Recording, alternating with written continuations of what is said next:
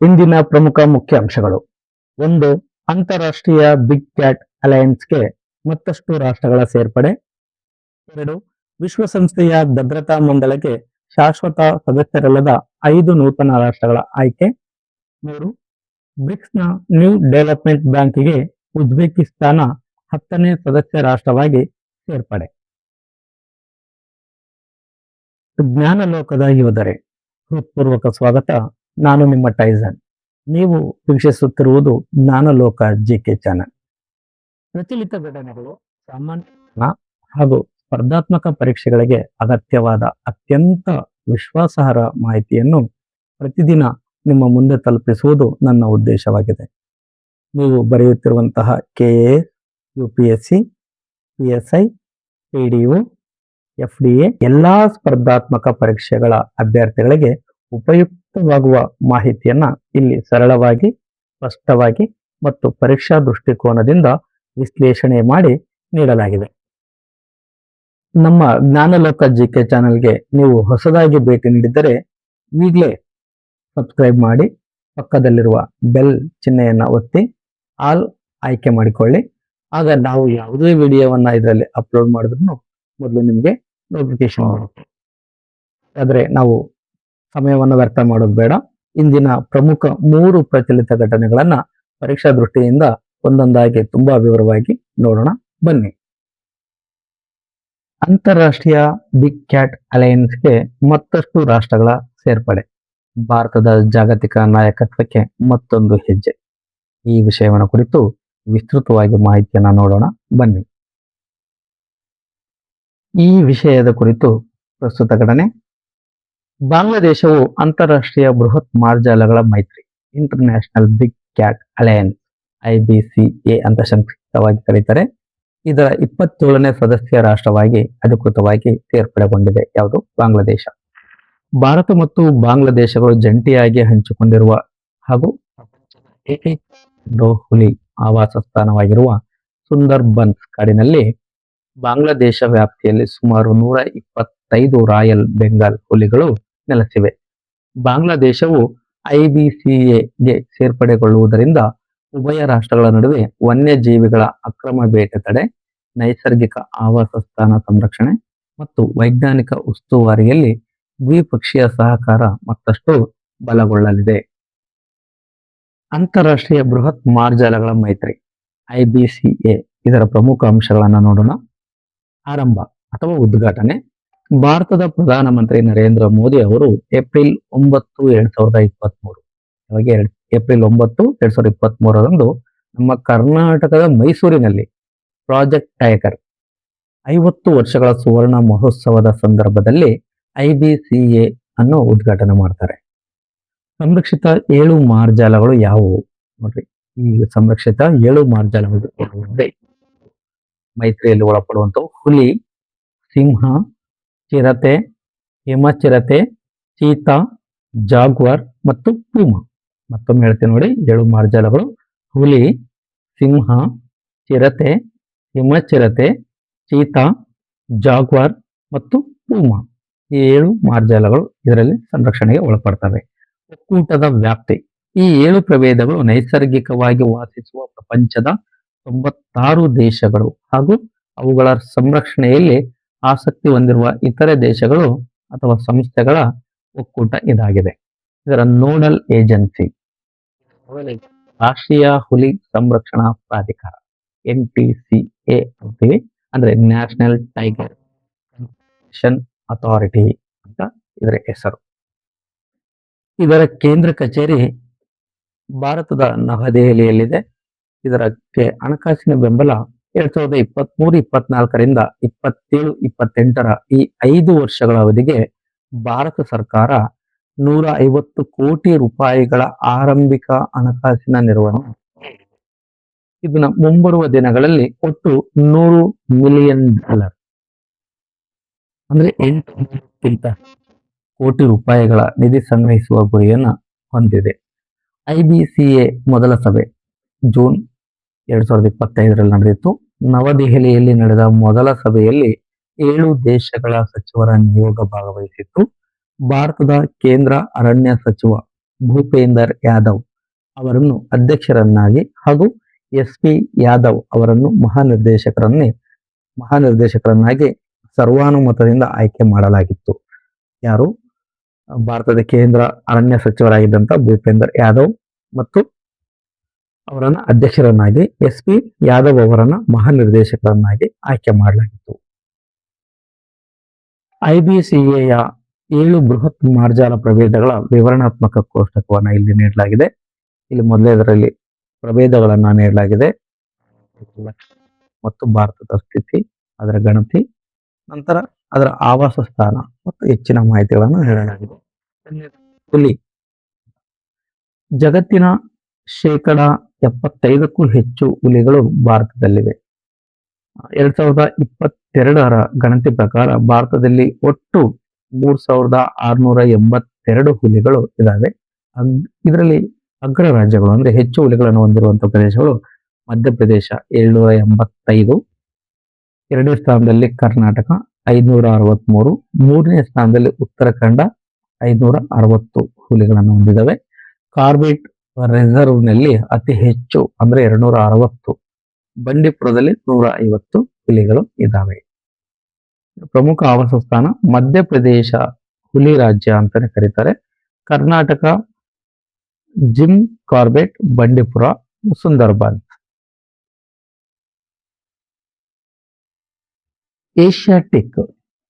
Asiatic lion ಅಥವಾ ಸಿಂಹ, ಇದು ವಿಶ್ವದಲ್ಲೇ ಏಷ್ಯಾಟಿಕ್ ಸಿಂಹಗಳ ಏಕೈಕ ನೈಸರ್ಗಿಕ ಆವಾಸ ಸ್ಥಾನ ಭಾರತವಾಗಿದೆ. ಇದನ್ನ ಚೆನ್ನಾಗಿ ನೆನಪಿಟ್ಕೊಳ್ಳಿ. ವಿಶ್ವದಲ್ಲೇ ಏಷ್ಯಾಟಿಕ್ ಸಿಂಹಗಳ ಏಕೈಕ ನೈಸರ್ಗಿಕ ಆವಾಸ ಸ್ಥಾನ ಭಾರತವಾಗಿದೆ. 2020ರ ಗಣತಿ ಪ್ರಕಾರ 674 ಸಿಂಹಗಳು ಇಲ್ಲಿದ್ದಾವೆ. ಅದರಲ್ಲಿ ಗುಜರಾತ್ನ ಗಿರ್ ರಾಷ್ಟ್ರೀಯ ಉದ್ಯಾನವನ ಮತ್ತು ಸುತ್ತಮುತ್ತಲಿನ ಪ್ರದೇಶಗಳಲ್ಲಿ ಹೆಚ್ಚಾಗಿ ಕಂಡುಬರ್ತವೆ. ನಂತರ ಮೂರನೇದಾಗಿ ಚಿರತೆ. 2022ರ ಗಣತಿ ಭಾರತದಲ್ಲಿ ಒಟ್ಟು 13,874 ಚಿರತೆಗಳು ಇದಾವೆ. ಅಗ್ರ ರಾಜ್ಯಗಳು, ಹೆಚ್ಚು ಹೊಂದಿರುವಂತಹ ರಾಜ್ಯಗಳು, ಒಂದನೇದಾಗಿ 3,907, ಎರಡನೇ ಸ್ಥಾನದಲ್ಲಿ ಮಹಾರಾಷ್ಟ್ರ 1,985, ಮೂರನೇ ಸ್ಥಾನದಲ್ಲಿ ಕರ್ನಾಟಕ 1,879, ನಾಲ್ಕನೇ ಸ್ಥಾನ ತಮಿಳುನಾಡು 1,070. ಭಾರತದಾದ್ಯಂತ ಅರಣ್ಯ ಪ್ರದೇಶಗಳು ಇದಕ್ಕೆ ಸಂಬಂಧಪಟ್ಟಂಗೆ ಇದಾವೆ. ನಾಲ್ಕನೇದು ಹಿಮಚಿರತೆ, ಸ್ನೋ ಲೆಪರ್ಡ್. ಇದನ್ನು ಹಿಮಾಲಯದ ಪ್ರೇತ ಎನ್ನಲಾಗುತ್ತದೆ. ಗೋಸ್ಟ್ ಆಫ್ ಮೌಂಟೈನ್ಸ್ ಅಂತ ಕರೀತಾರೆ. ಯಾವುದನ್ನ? ಹಿಮಚಿರತೆಯನ್ನ ಹಿಮಾಲಯದ ಪ್ರೇತ ಅಂತ ಕರೀತಾರೆ. SPAII ಗಣತಿ ಪ್ರಕಾರ ಭಾರತದಲ್ಲಿ ಒಟ್ಟು 718 ಹಿಮಚಿರತೆಗಳು ಇದಾವೆ. ಲಡಾಖ್ನಲ್ಲಿ ಅತಿ ಹೆಚ್ಚು ಅಂದ್ರೆ 477 ಹಿಮಚಿರತೆಗಳು ಇದಾವೆ. ಎಲ್ಲಿ? ಲಡಾಖ್ನಲ್ಲಿ. ಹೆಮಿಸ್ ರಾಷ್ಟ್ರೀಯ ಉದ್ಯಾನ, ಲಡಾಖ್ನ ಹೆಮಿಸ್ ರಾಷ್ಟ್ರೀಯ ಉದ್ಯಾನ ಭಾರತದ ಅತಿ ದೊಡ್ಡ ಉದ್ಯಾನವನ ಆಗಿದೆ. ನೆಕ್ಸ್ಟ್ ಐದನೇದು ಚೀತಾ. 1952ರಲ್ಲಿ ಭಾರತದಲ್ಲಿ ಚೀತಾ ನಶಿಸಿ ಹೋಗಿದೆ ಎಂದು ಘೋಷಿಸಲಾಯಿತು. 2022ರಲ್ಲಿ ಪ್ರಾಜೆಕ್ಟ್ ಚೀತಾ ಅಡಿಯಲ್ಲಿ ನಮೀಬಿಯಾ ಮತ್ತು ದಕ್ಷಿಣ ಆಫ್ರಿಕಾದಿಂದ 20 ಚೀತಾಗಳನ್ನ ಪರಿಚಯ ಮಾಡಲಾಯಿತು. ಚೆನ್ನಾಗಿ ನೆನಪಿಟ್ಕೊಳ್ಳಿ. 1952ರಲ್ಲಿ ಭಾರತದಲ್ಲಿ ಸಂಪೂರ್ಣವಾಗಿ ಚೀತಾ ನಶಿಸಿ ಹೋಗಿದೆ ಅಂತ ಘೋಷಣೆ ಮಾಡಲಾಯಿತು. ಆದರೆ 22ರಲ್ಲಿ ಪ್ರಾಜೆಕ್ಟ್ ಚೀತಾ ಇದರ ಅಡಿಯಲ್ಲಿ ನಮೀಬಿಯಾ ಮತ್ತು ದಕ್ಷಿಣ ಆಫ್ರಿಕಾದಿಂದ 20 ಚೀತಾಗಳನ್ನ ಮತ್ತೆ ತರಲಾಯಿತು. ಮಧ್ಯಪ್ರದೇಶದ ಕೂನೋ ರಾಷ್ಟ್ರೀಯ ಉದ್ಯಾನವನದಲ್ಲಿ ಇವತ್ತು ಚೀತಾಗಳು ಕಂಡು ಬರ್ತವೆ ಅಂತ ಹೇಳ್ಬೋದು. ಆರನೇದು ಜಾಗ್ವಾರ್.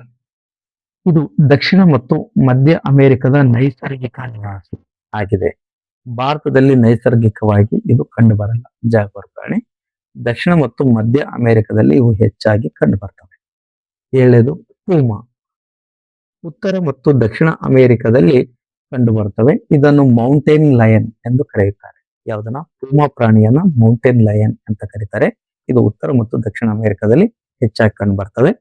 ಭಾರತದಲ್ಲಿ ನೈಸರ್ಗಿಕವಾಗಿ ಕಂಡು ಬರಲ್ಲ ಪೂಮಾ ಪ್ರಾಣಿ. ಇದನ್ನು ಉತ್ತರ ಮತ್ತು ದಕ್ಷಿಣ ಅಮೆರಿಕದಲ್ಲಿ ಹೆಚ್ಚಾಗಿ ಇದಾವೆ.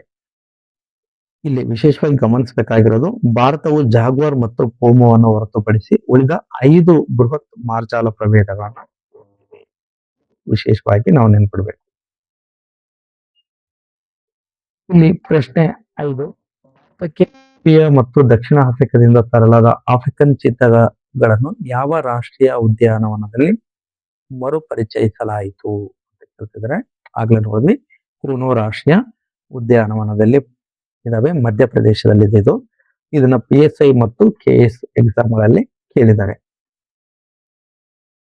ಈಗ KS ಮತ್ತು IAS ಪರೀಕ್ಷೆಗಳಿಗೆ ಸಂಬಂಧಪಟ್ಟಂತೆ ವಿವರಣಾತ್ಮಕ ಪ್ರಶ್ನೆಗಳು ಯಾವ ರೀತಿ ಬರಬಹುದು ಅಂತ ಇಲ್ಲಿ ಕೊಟ್ಟಿದ್ದಾರೆ. ಅದನ್ನ ಸ್ವಲ್ಪ ಸ್ಪೀಡ್ ಆಗಿನೇ ಹೇಳ್ತೀನಿ, ನೋಡ್ಕೊಂಬಿಡಿ. ಪ್ರಶ್ನೆ 1, ಅಂತಾರಾಷ್ಟ್ರೀಯ ಬೃಹತ್ ಮಾರ್ಜಾಲಗಳ ಮೈತ್ರಿ IBCA ಸ್ಥಾಪನೆಯ ಹಿನ್ನೆಲೆ ದೇಶ ಜಾಗತಿಕ ವನ್ಯಜೀವಿ ಸಂರಕ್ಷಣೆಯಲ್ಲಿ ಭಾರತದ ನಾಯಕತ್ವವನ್ನು ವಿಮರ್ಶಾತ್ಮಕವಾಗಿ ವಿಶ್ಲೇಷಿಸಿ. ಹಾಗೆ 2ನೇ ಪ್ರಶ್ನೆ, ಭಾರತದಲ್ಲಿ ಪ್ರಾಜೆಕ್ಟ್ ಟೈಗರ್ ಯಶಸ್ಸಿನ 50 ವರ್ಷಗಳ ಪಯಣವನ್ನು ಪರಾಮರ್ಶಿಸಿ ಹಾಗೂ ಹುಲಿ ಸಂರಕ್ಷಣೆಯಲ್ಲಿ ಮಾನವ ವನ್ಯಜೀವಿ ಸಂಘರ್ಷವನ್ನು ತಡೆಯಲು ಸರ್ಕಾರ ಕೈಗೊಂಡಿರುವ ಕ್ರಮಗಳನ್ನು ಚರ್ಚಿಸಿ. ಹಾಗೆ 3ನೇ ಪ್ರಶ್ನೆ, ಭಾರತದಲ್ಲಿ ನಶಿಸಿ ಹೋದ ಚೀತಾ ಪ್ರಭೇದದ ಮರು ಪರಿಚಯಿಸುವಿಕೆಯಲ್ಲಿ ಎದುರಾಗುತ್ತಿರುವ ಪರಿಸರ ವಿಜ್ಞಾನ ಮತ್ತು ನಿರ್ವಹಣಾ ಸವಾಲುಗಳನ್ನು ಮೌಲ್ಯಮಾಪನ ಮಾಡಿ. ಈ ರೀತಿ ಪ್ರಶ್ನೆಗಳನ್ನು ಕೇಳಬಹುದು ಅಂತ ಮಾದರಿಯಾಗಿ ನೀಡಿದೆ. ನೆಕ್ಸ್ಟ್, ಮುಂಬರುವ ಪರೀಕ್ಷೆ ಈ ವಿಷಯಕ್ಕೆ ಸಂಬಂಧಪಟ್ಟಂತೆ ಯಾವ ಪ್ರಶ್ನೆಗಳು ಬರಬಹುದು ಅಂತ ಕೆಲವೊಂದು ಗೆಸ್ ಮಾಡಿ ನೀಡಲಾಗಿದೆ. ಚೆನ್ನಾಗಿ ನೋಡ್ಕೊಳ್ಳಿ. ಪ್ರಶ್ನೆ 1, ಇತ್ತೀಚೆಗೆ ಅಂತಾರಾಷ್ಟ್ರೀಯ ಬೃಹತ್ ಮಾರ್ಜಾಲಗಳ ಮೈತ್ರಿ IBCA ಇದರ 27ನೇ ಸದಸ್ಯ ರಾಷ್ಟ್ರವಾಗಿ ಅಧಿಕೃತವಾಗಿ ಸೇರ್ಪಡೆಗೊಂಡ ನೆರೆಯ ದೇಶ ಯಾವುದು? ಇದಕ್ಕೆ ಉತ್ತರ ಬಾಂಗ್ಲಾದೇಶ್. ಹಾಗೆ 2ನೇ ಪ್ರಶ್ನೆ, IBCA ಮೈತ್ರಿಯನ್ನು ಪ್ರಧಾನಿ ನರೇಂದ್ರ ಮೋದಿ ಅವರು ಯಾವ ನಗರದಲ್ಲಿ ಮತ್ತು ಯಾವ ವರ್ಷ ಉದ್ಘಾಟಿಸಿದರು? ಇದರ ವಿಶೇಷ ನಮ್ಮ ಕರ್ನಾಟಕಕ್ಕೆ ಸಲ್ಲುತ್ತೆ. ನಮ್ಮ ಕರ್ನಾಟಕದ ಮೈಸೂರಿನಲ್ಲಿ 2023 ಏಪ್ರಿಲ್ 9, 2023ರಲ್ಲಿ ಉದ್ಘಾಟನೆ ಮಾಡ್ತಾರೆ. ಪ್ರಶ್ನೆ 3, IBCA ಒಕ್ಕೂಟದ ಅನುಷ್ಠಾನಕ್ಕಾಗಿ ಕೇಂದ್ರ ಸರ್ಕಾರದ ನೋಡಲ್ ಏಜೆನ್ಸಿಯಾಗಿ ಯಾವ ಸಂಸ್ಥೆ ಕಾರ್ಯನಿರ್ವಹಿಸುತ್ತದೆ? ಇದಕ್ಕೆ ಉತ್ತರ ರಾಷ್ಟ್ರೀಯ ಹುಲಿ ಸಂರಕ್ಷಣಾ ಪ್ರಾಧಿಕಾರ NTCA ಅಂತ ಕರಿತೀವಿ. ಹಾಗೆ ಪ್ರಶ್ನೆ 4, ಜೂನ್ 2025ರಲ್ಲಿ ನವದೆಹಲಿಯಲ್ಲಿ ನಡೆದ IBCA ಮೊದಲ ಸಭೆಯಲ್ಲಿ IBCA ಮೊದಲ ಅಧ್ಯಕ್ಷರಾಗಿ ಯಾರು ಆಯ್ಕೆಯಾದರು? ಅವಾಗಿನ ಕೇಂದ್ರ ಅರಣ್ಯ ಮತ್ತು ಪರಿಸರ ಸಚಿವರಾಗಿದ್ದಂತಹ ಭೂಪೇಂದರ್ ಯಾದವ್ ಅವರು ಆಯ್ಕೆಯಾಗ್ತಾರೆ.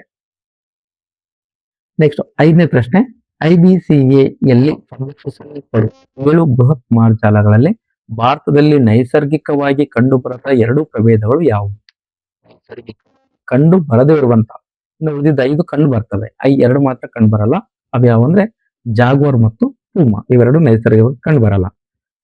ಪ್ರಶ್ನೆ 6, 2022ರ ಗಣತಿಯ ಪ್ರಕಾರ ಭಾರತದಲ್ಲಿ ಅತಿ ಹೆಚ್ಚು ಹುಲಿಗಳನ್ನು ಹೊಂದಿರುವ ಹುಲಿ ಸಂರಕ್ಷಿತ ಪ್ರದೇಶ ಟೈಗರ್ ರಿಸರ್ವ್ ಯಾವುದು? ಇದಕ್ಕೆ ಉತ್ತರ ಜಿಮ್ ಕಾರ್ಬೆಟ್ ರಾಷ್ಟ್ರೀಯ ಉದ್ಯಾನವನ.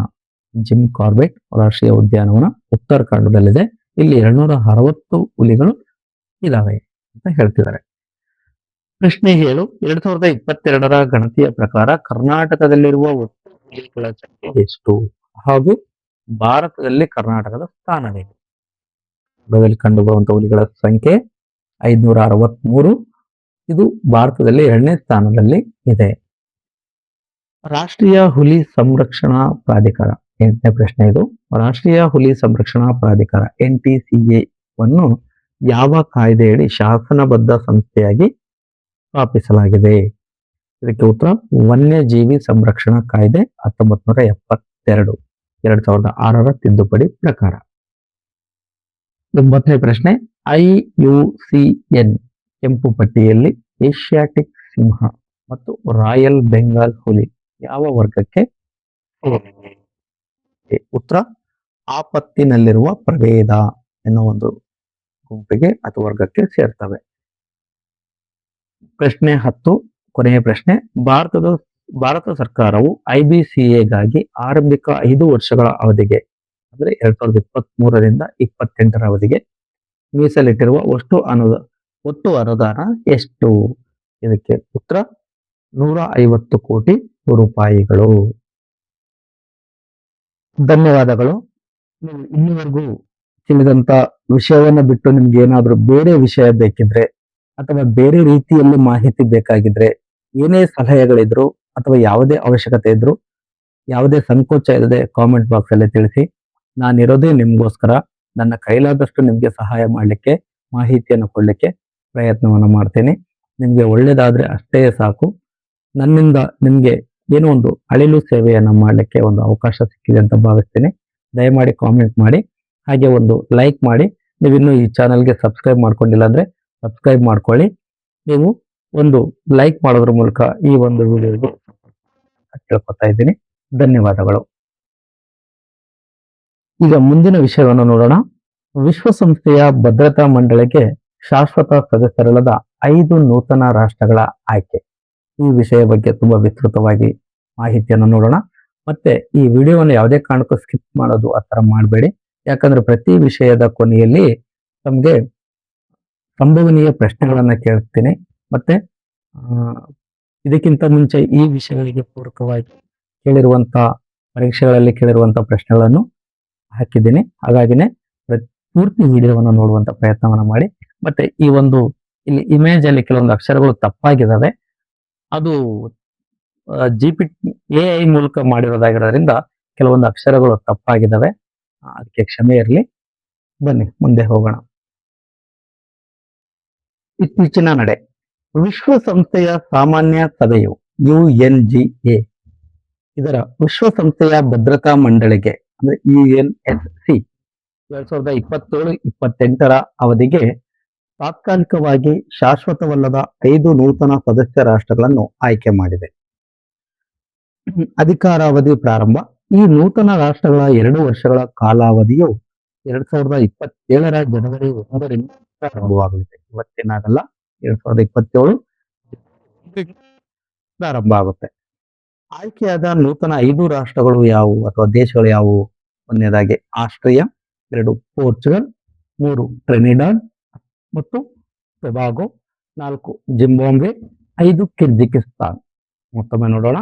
ಒಂದನೇದು ಆಸ್ಟ್ರಿಯಾ, 2ನೇದು ಪೋರ್ಚುಗಲ್, 3 ಟ್ರಿನಿಡಾಡ್ ಮತ್ತು ಟೊಬಾಗೊ, 4 ಜಿಂಬಾಬ್ವೆ, 5 ಕಿರ್ಗಿಸ್ತಾನ್. ಮೊದಲ ಬಾರಿಗೆ ಸದಸ್ಯತ್ವವನ್ನು ಪಡ್ಕೊಂಡಿದೆ ಕಿರ್ಗಿಸ್ತಾನ್. ವಿಶೇಷ ಗಮನಾರ್ಹ ಅಂಶ ಏನಪ್ಪಾ ಇದ್ರಲ್ಲಿ ಅಂದ್ರೆ, ಕಿರ್ಗಿಸ್ತಾನ್ ದೇಶವು ತನ್ನ ಇತಿಹಾಸದಲ್ಲೇ ಪ್ರಥಮ ಬಾರಿಗೆ ಭದ್ರತಾ ಮಂಡಳಿಯ ಸದಸ್ಯ ರಾಷ್ಟ್ರವಾಗಿ ಆಯ್ಕೆಯಾಗಿರುವುದು ಅತ್ಯಂತ ಪ್ರಮುಖ ಬೆಳವಣಿಗೆ ಆಗಿದೆ. ಇರುವ ತಾತ್ಕಾಲಿಕ ಸದಸ್ಯ ದೇಶಗಳು, ಇದ್ರ ಬಗ್ಗೆ ನೋಡೋಣ.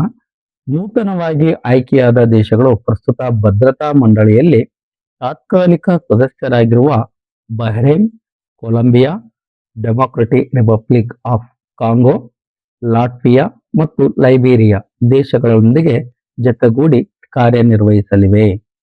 ಯಾವ್ಯಾವ ದೇಶವು? Bahrain, Colombia, Democratic Republic of Congo, Latvia ಮತ್ತು ಲೈಬೀರಿಯಾ ಈ ದೇಶಗಳೊಂದಿಗೆ ಜೊತೆಗೂಡಿ ಕಾರ್ಯನಿರ್ವಹಿಸಲಿವೆ.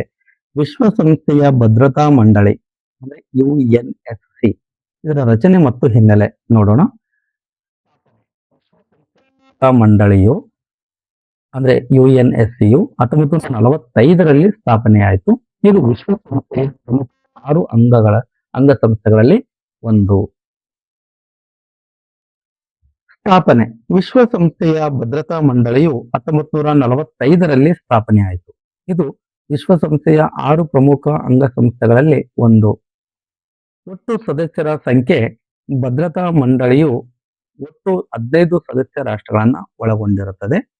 ಅದರಲ್ಲಿ ಶಾಶ್ವತ ಸದಸ್ಯರು 5 ದೇಶಗಳು: ಚೀನಾ, ಫ್ರಾನ್ಸ್, ರಷ್ಯಾ, UK ಅಥವಾ ಬ್ರಿಟನ್ ಮತ್ತು ಅಮೆರಿಕ ಅಂದ್ರೆ USA. ಶಾಶ್ವತ ಸದಸ್ಯ ರಾಷ್ಟ್ರಗಳು 5 ಇದಾವೆ: ಚೀನಾ, ಫ್ರಾನ್ಸ್, ರಷ್ಯಾ, ಬ್ರಿಟನ್ ಮತ್ತು ಅಮೆರಿಕ. ತಾತ್ಕಾಲಿಕ ಸದಸ್ಯರು 10 ದೇಶಗಳಿದಾವೆ. ಅವಾಗಲೇ ಈಗ ನೋಡ್ರಿ, ಇದು ವಿಟೋ ಅಧಿಕಾರ, ವಿಟೋ ಪವರ್. ಈ P5 ಸದಸ್ಯ ರಾಷ್ಟ್ರಗಳಿದಾವಲ್ವಾ, ಈ 5 ಶಾಶ್ವತ ಸದಸ್ಯ ರಾಷ್ಟ್ರಗಳಿಗೆ ಯಾವುದೇ ವಿಟೋ ಅಧಿಕಾರ ಇರುತ್ತೆ. ತಾತ್ಕಾಲಿಕ ಸದಸ್ಯರ ಹಂಚಿಕೆ ಪ್ರಕ್ರಿಯೆ. ಜಾಗತಿಕ ಪ್ರಾತಿನಿಧ್ಯದ ಆಧಾರದ ಮೇಲೆ ಸಾಮಾನ್ಯ ಸಭೆಯು ಅಂದ್ರೆ UNGA 2 ವರ್ಷಗಳ ಅವಧಿಗೆ ತಾತ್ಕಾಲಿಕ ಸದಸ್ಯರನ್ನ ಚುನಾಯಿಸುತ್ತದೆ. ಆಫ್ರಿಕಾ ಮತ್ತು ಏಷ್ಯಾ ದೇಶಗಳಿಗೆ 5 ಸ್ಥಾನಗಳು, ಪೂರ್ವ ಯುರೋಪಿಯನ್ ದೇಶಗಳಿಗೆ 1 ಸ್ಥಾನ, ಲ್ಯಾಟಿನ್ ಅಮೆರಿಕ ಮತ್ತು ಕೆರಿಬಿಯನ್ ದೇಶಗಳಿಗೆ 2 ಸ್ಥಾನಗಳು, ಪಶ್ಚಿಮ ಯುರೋಪ್ ಮತ್ತು ಇತರ ದೇಶಗಳಿಗೆ 2 ಸ್ಥಾನಗಳು. ಕಾನೂನುಬದ್ಧ ಅಧಿಕಾರ ಇದ್ರ ಬಗ್ಗೆ ನೋಡೋದಾದ್ರೆ ವಿಶ್ವಸಂಸ್ಥೆಯ 6 ಅಂಗಸಂಸ್ಥೆಗಳಲ್ಲಿ ಭದ್ರತಾ ಮಂಡಳಿಯು ಮಾತ್ರ ತನ್ನ ನಿರ್ಣಯಗಳನ್ನು ಕಡ್ಡಾಯವಾಗಿ ಜಾರಿಗೊಳಿಸುವಂತೆ ನಿರ್ದೇಶಿಸುವ ಕಾನೂನುಬದ್ಧ ಅಧಿಕಾರವನ್ನು ಹೊಂದಿದೆ. ಭದ್ರತಾ ಮಂಡಳಿಯ ಮತದಾನ ಪ್ರಕ್ರಿಯೆ ಯಾವ ರೀತಿ ನಡೆಯುತ್ತೆ ನೋಡೋಣ. ಭದ್ರತಾ ಮಂಡಳಿಯ ಯಾವುದೇ ನಿರ್ಣಯದ ಮೇಲೆ 15 ಸದಸ್ಯ ರಾಷ್ಟ್ರಗಳಿಗೂ ತಲಾ 1 ಮತವನ್ನು ಚಲಾಯಿಸುವ ಹಕ್ಕಿರುತ್ತದೆ. ಯಾವುದೇ ಒಂದು ಕಾರ್ಯವಿಧಾನದ ನಿರ್ಣಯವು ಅಂಗೀಕಾರಗೊಳ್ಳಬೇಕಾದರೆ ಕನಿಷ್ಠ 9 ಸದಸ್ಯ ರಾಷ್ಟ್ರಗಳ ಬಹುಮತ ಅತ್ಯಗತ್ಯವಾಗಿ ಬೇಕೇ ಬೇಕು. ಈ ಪ್ರಮುಖ ನಿರ್ಣಯಗಳಲ್ಲಿ 9 ರಾಷ್ಟ್ರಗಳ ಒಪ್ಪಿಗೆಯ ಜೊತೆಗೆ 5 ಶಾಶ್ವತ ರಾಷ್ಟ್ರಗಳ ಸಮ್ಮತಿಯ ಮತಗಳು ಕಡ್ಡಾಯವಾಗಿರಬೇಕು. ಈ 5 ಶಾಶ್ವತ ರಾಷ್ಟ್ರಗಳಲ್ಲಿ ಯಾವುದಾದರೂ ರಾಷ್ಟ್ರವು ವಿರುದ್ಧ ಮತ ಚಲಾಯಿಸಿದರೂ ನಿರ್ಣಯವು ಅಂಗೀಕಾರ. 5 ರಾಷ್ಟ್ರಗಳಲ್ಲಿ ಒಂದನ್ನು ವಿರುದ್ಧವಾಗಿ ಮತ ಚಲಾಯಿಸಿದ್ರು ಆ ಅಂಗೀಕಾರ ನಿರ್ಣಯ ಆಗಲ್ಲ. G4 ರಾಷ್ಟ್ರಗಳು ಮತ್ತು ಕೆಫೆ ಕ್ಲಬ್. ಈ G4 ಗುಂಪು ಅಂತ Bharat, Germany, Japan, Brazil. Bharat, Germany, Japan ಮತ್ತು ಬ್ರೆಜಿಲ್ ಈ ದೇಶಗಳು G4 ಗುಂಪಿನ ಸದಸ್ಯರಾಗಿವೆ. ಇದು ಜಾಗತಿಕ ವೈವಿಧ್ಯತೆಗೆ ಅನುಗುಣವಾಗಿ ಭದ್ರತಾ ಮಂಡಳಿಯನ್ನು ಪುನರ್ ರಚನೆ ಮಾಡಿ ತಮಗೂ ನೂತನ ಕಾಯಂ ಅಂದ್ರೆ ಶಾಶ್ವತ ಸದಸ್ಯತ್ವ ನೀಡಬೇಕೆಂದು ಪ್ರತಿಪಾದಿಸುತ್ತಿವೆ. ಭಾರತವು ಈ ಗುಂಪಿನ ಪ್ರಮುಖ ಚಾಲಕ ಶಕ್ತಿಯಾಗಿದೆ. ಕಾಫಿ ಕ್ಲಬ್ ಒಗ್ಗಟ್ಟಿಗಾಗಿ ಒಕ್ಕೂಟ ಅಂತ ಭದ್ರತಾ ಮಂಡಳಿಯಲ್ಲಿ ನೂತನ ಕಾಯಂ ಸದಸ್ಯ ಸ್ಥಾನಗಳನ್ನು ಸೃಷ್ಟಿಸಬಾರದು ಎಂದು ಅದನ್ನು ಕಾಫಿ ಕ್ಲಬ್ ಅಂತ ಕರೀತಾರೆ. ಇದು G4 ರಾಷ್ಟ್ರಗಳ ಕಾಯಂ ಸದಸ್ಯತ್ವ ಪ್ರಸ್ತಾಪಕ್ಕೆ ನೇರವಾಗಿ ವಿರೋಧ ವ್ಯಕ್ತಪಡಿಸುತ್ತದೆ. ಪ್ರಮುಖ ಸದಸ್ಯ ದೇಶಗಳು Pakistan, Spain, Italy, Canada, Australia, ದಕ್ಷಿಣ ಕೊರಿಯಾ, ಅರ್ಜೆಂಟೀನಾ ಮುಂತಾದ ದೇಶಗಳು ಜಂಟಿಯಾಗಿ ಇದನ್ನು ಮುನ್ನಡೆಸುತ್ತಿವೆ. ಈ ಒಂದು ವಿಷಯಗಳನ್ನ ನೆನಪಿಡ್ಲಿಕ್ಕೆ ಕೆಲವೊಂದು ಟ್ರಿಕ್ಸ್ ಅಥವಾ ಸುಳಿವುಗಳನ್ನ ನೋಡೋಣ. P5 ಶಾಶ್ವತ ಸದಸ್ಯ ರಾಷ್ಟ್ರವನ್ನ ನೆನಪಿಡ್ಲಿಕ್ಕೆ ಕೋಡ್ ವರ್ಡ್ ಫ್ರೇಸ್ ಅಂತ ಅಂದ್ರೆ FRACE ಫ್ರೇಸ್. F ಅಂದ್ರೆ ಫ್ರಾನ್ಸ್, R ಅಂದ್ರೆ ರಷ್ಯಾ, A ಅಂದ್ರೆ ಅಮೆರಿಕ, C ಅಂದ್ರೆ ಚೀನಾ, E ಅಂದ್ರೆ ಇಂಗ್ಲೆಂಡ್. ಫ್ರೇಸ್.